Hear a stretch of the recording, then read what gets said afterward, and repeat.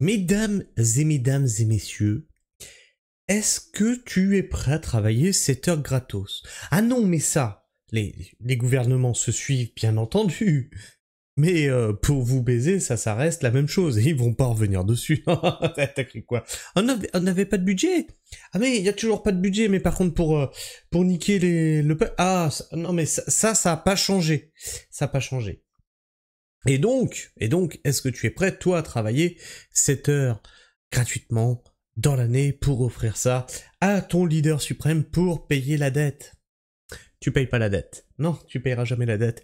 On ne fait que payer les intérêts. C'est-à-dire, c'est comme si tu avais ta maison et que tous les ans, tu ne faisais que payer les intérêts de ta maison. La maison ne t'appartiendra jamais, elle appartiendra toujours à la banque. Est-ce que tu comprends la douille? Donc, notre dette ne peut faire que grossir et on ne remboursera que les intérêts et elle existera toujours.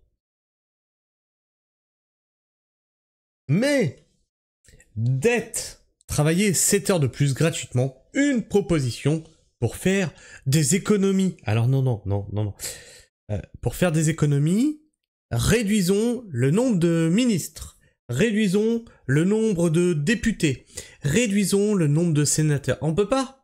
Bah, réduisons leur salaire, réduisons la cantine, réduisons leur train de vie, réduisons leur véhicule de fonction, réduisons leur personnel, réduisons leur logement de fonction. Ça vous va? Ça s'appelle des économies. Travailler gratuitement, ce n'est pas une économie. C'est une taxe. C'est quand même bien de remettre les mots dans le bon ordre. Et encore une fois, qui on va taxer? Ben, le prolo, l'ouvrier, le gars qui est à la base, bien sûr. Bon, on va pas les taxer ces chers ministres. Oh bah non, eux, ils se votent des augmentations, ils sont pas assez payés. Alors, on va s'écouter ça. Avec ce matin le retour de cette piste qui vise à imposer 7 heures de travail en plus par an. C'est une piste évoquée par la ministre des Comptes publics Amélie de Montchalin. C'est la fameuse histoire du... Amélie de Montchalin. On en a parlé dans les vidéos précédentes concernant Madame Loiseau. Loiseau, qui est sous ingérence sorosienne. Oh, c'est bizarre ça. Mais cette ingérence américaine, c'est une bonne ingérence américaine. Celle qui soumet le peuple et qui te fout la tête sous l'eau. Du jour férié en moins, du jour de solidarité? Exactement. 7 heures, l'équivalent d'une journée non payée pour payer la dépendance. 2 milliards de recettes. 7 heures, l'équivalent d'une journée non payée. Ça s'appelle de l'esclavage. Voilà. Et le mec te sort ça comme ça. Oui, non, mais c'est 7 heures non payées. Non, bah, tout le monde fait ça. Pour l'État, Catherine Vautrin remet le CG sur la table. Elle se garde bien de dire suppression d'un jour férié. 7 heures de travail de plus par an. On connaît la chanson, vous vous souvenez, lundi de Pentecôte, début des années 2000. Au fil du temps, c'est redevenu un jour férié. C'est simplement une taxe supplémentaire payée par les entreprises. Elle s'appelle la CSA, la contribution sociale pour l'autonomie. Alors attends, il va le dire. Pour L'autonomie, elle est égale à 0,3%. Pour l'autonomie. Voilà. Cette taxe, ce jour férié qu'on avait fait, c'était après la canicule de 2003. Donc ça court toujours, tu vois. Et il nous avait promis, monts et merveilles, que grâce à cette taxe, grâce à ce jour, tu donnes de toi, mais on s'occupera bien de tes vieux, qui, eux, sont morts à cause de la vague de chaleur. Donc, on va mettre à profit cette taxe pour aménager les EHPAD, machin et tout, pour une fin de vie digne et que les anciens ne subissent pas les effets du changement climatique. Bah, avec tous les milliards qu'ils ont eus, où est passé l'argent? Non mais Pierre, rends l'argent.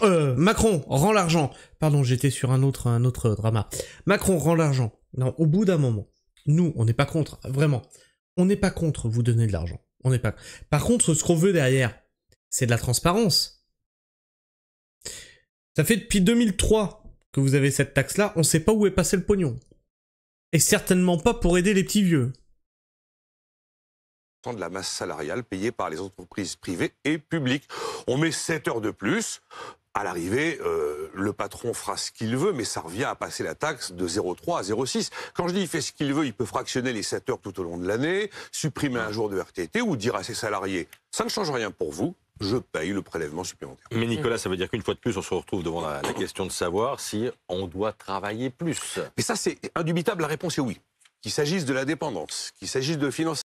Alors, je rappelle, hein, depuis que les gouvernements se succèdent, votre chômage, dans le cul. Le RSA, dans le cul. Les diverses aides, dans le cul. La sécu, moins remboursée. Mais par contre, travailler plus, ah oui, ah bah oui. Ah bah, oui, bon, bah, il y a moins de services derrière. Ok, mais quand même, faut que tu travailles pour avoir ces services-là. Bah, quand même, tu vas pas vivre au crochet de la société. Cette société ne marche plus. C'est les retraites.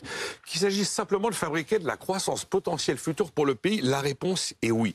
Après, ça peut prendre... Donc il faut que tu travailles plus pour fabriquer de la croissance potentielle future pour le pays. Ça veut strictement rien dire. Et admettons qu'on y vienne, qu'on ait une croissance potentielle future pour le pays. Qui va en bénéficier? Toi, qui auras fait les 7 heures? Non, c'est c'est les actionnaires, c'est ton grand patron, c'est l'État, et toi, t'auras juste à fermer ta gueule et à voir encore les services publics qui foutent le camp, voilà. Mais bon, c'est de la croissance, faut être compétitif, tout ça, vous comprenez? Prendre plusieurs formes. Travailler plus d'heures dans la semaine, plus d'heures dans la vie, faire travailler plus de monde, travailler plus, qu'est-ce que ça veut dire? Travailler plus longtemps, c'est l'objet de la réforme des retraites, par exemple. Rester moins longtemps inscrit à France Travail, c'était l'objet de la réforme de l'UNEDIC. Ça peut être travailler plus tôt dans la vie, plus jeune. C'est notamment... C'est quoi, ils vont nous faire travailler les gamins à 10 ans? On en est où, là? Ah, attendez, parce que je vais vous faire un parallèle, vous êtes pas prêts. L'un des buts recherchés par la réforme de l'apprentissage. Ça peut être supprimer un jour férié ou imposer 7 heures de travail en plus. C'est l'objet du débat dont on parle ce matin. Ça peut être travailler le dimanche, on en a parlé 1000 fois. Ça peut être réduire l'absentéisme. C'était l'objet du débat sur les jours de carence. Ça peut être passer de 35 à 37 heures payées 37, mais là, personne n'ose aller sur ce terrain. Mais qui va trancher alors? Les parlementaires, dit Amélie de Montchalin. Rendez-vous le 3 février à l'Assemblée nationale. Amélie de Montchalin. Alors, vous êtes pas prêts. J'avais un débat en fin d'après-midi, enfin en début de soirée, sur est-ce que le nazisme était de droite ou de gauche. Et de fil en aiguille, moi j'étais persuadé qu'il était de gauche. De fil en aiguille, on m'a partagé une vidéo, il s'avère qu'il est de droite.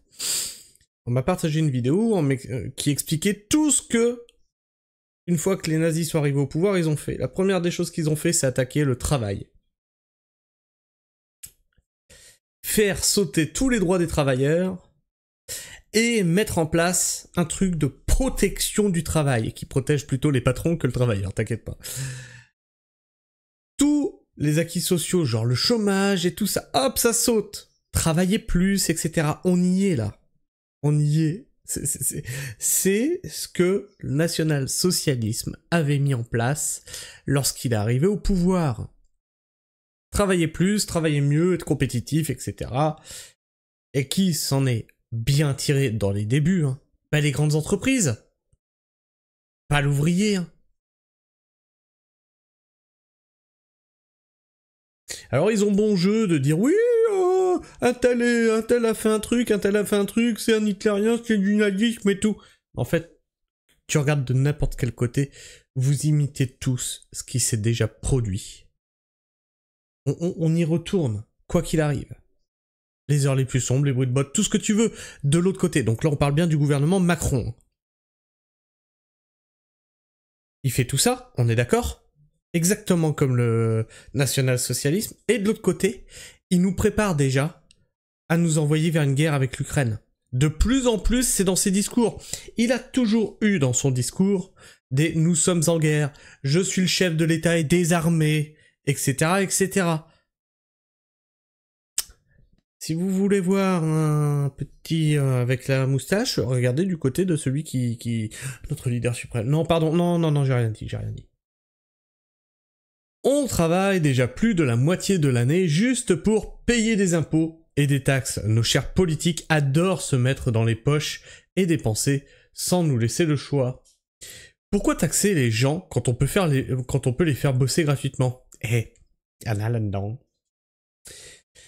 Le travail gratuit, cela a un nom, l'esclavage, et je suis tout à fait d'accord avec ce commentaire. Le travail gratuit n'existe pas, à part dans les dictatures, on appelle cela de l'esclavage, ou du travail forcé, choisissez votre définition.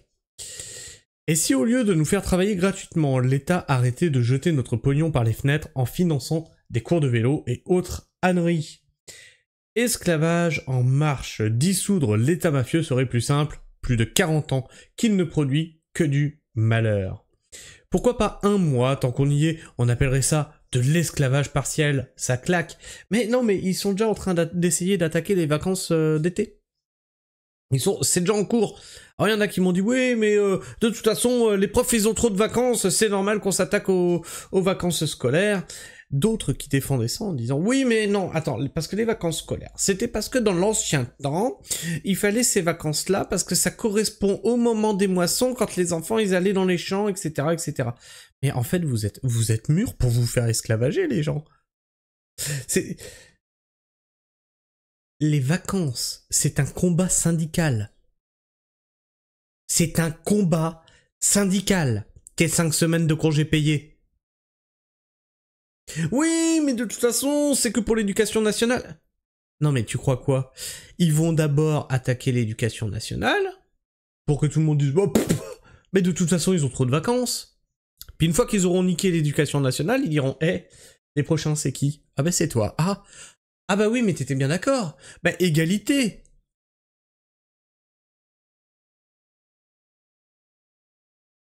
Ouais, mais c'est pas juste, parce que lui, il est passé de 6 semaines en été à 3, et moi j'en ai que 3 en été, je vais passer à 1,5. Bah ouais. Voilà, et comme ça on continue à se diviser là, sur lui il a plus et moi j'ai moins, et oui mais lui c'était plus logique que moi, et puis tout le monde se fait baiser. C'est pas faire des économies, c'est payer des impôts en plus. Faire des économies? Non. Payer plus, dites les choses, à défaut d'avoir du talent, vous pourriez au moins avoir l'honnêteté intellectuelle. Ah non, ce n'est pas possible avec vous. Réduire de 35%. Dépenses annuelles, l'aide aux entreprises, 150 milliards d'euros. Budget de fonctionnement de l'État, 100 milliards. Les 1200 agences de l'État, 80 milliards. Fuite par an, la fraude fiscale, 120 milliards, et la fraude sociale, 50 milliards. Confisquer le salaire journalier d'une personne, c'est donc faire des économies? C'est pas exactement ce que j'avais en tête quand j'entendais le gouvernement chercher à faire des économies. Et effectivement, moi quand on me parle économie, j'ai pas ça en tête. C'est quelqu'un qui cherche à réduire ses dépenses. Et pas à faire rentrer plus d'argent. Ça s'appelle vivre au-dessus de ses moyens.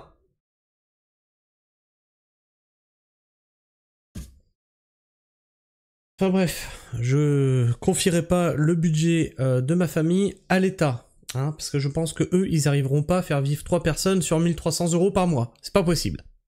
Ils arriveraient pas.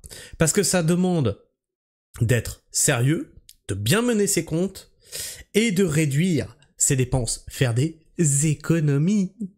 Et ça, ils sauront pas faire. Enfin bref, je sais pas ce que tu penses de cette vidéo. N'hésite pas à me laisser ton avis, ton opinion dans l'espace commentaire, à t'abonner si t'es encore là en fin de vidéo, et à vérifier que t'es encore abonné, si tu l'étais, puisque YouTube en désabonne certains d'entre vous. Sur ce, moi, je vous fais la bise, prenez soin du sol, et restez pragmatiques. Ciao.